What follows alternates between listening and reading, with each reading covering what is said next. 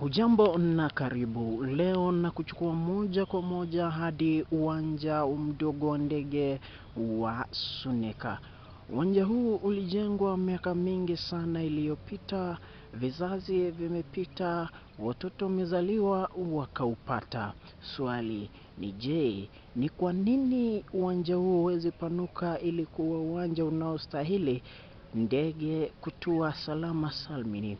Kuna mabonde na milima katika uwanja huu ambayo hayajatengenezwa.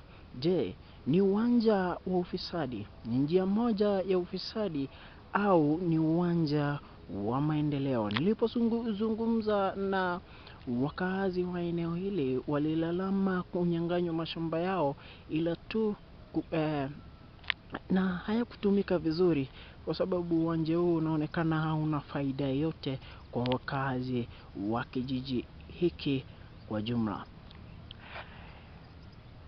Na miaka mingi ama wakati mwingi rais yeyote ama afisa mkuu wa serikali anapotua mjini Kisii, huu ndio uwanja anaotumia kutua mjini Kisii.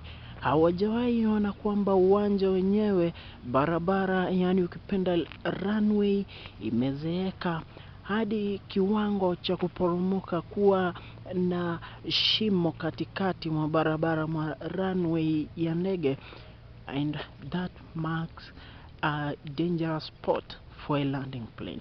Je, viongozi wetu kwa kutumia uwanja miaka yote hawajawahi thibitisha hilo? Ni swala litakalofikia serikali na usimamizi wa uwanja huu. Nyabende the reporter, Suneka, Kisii.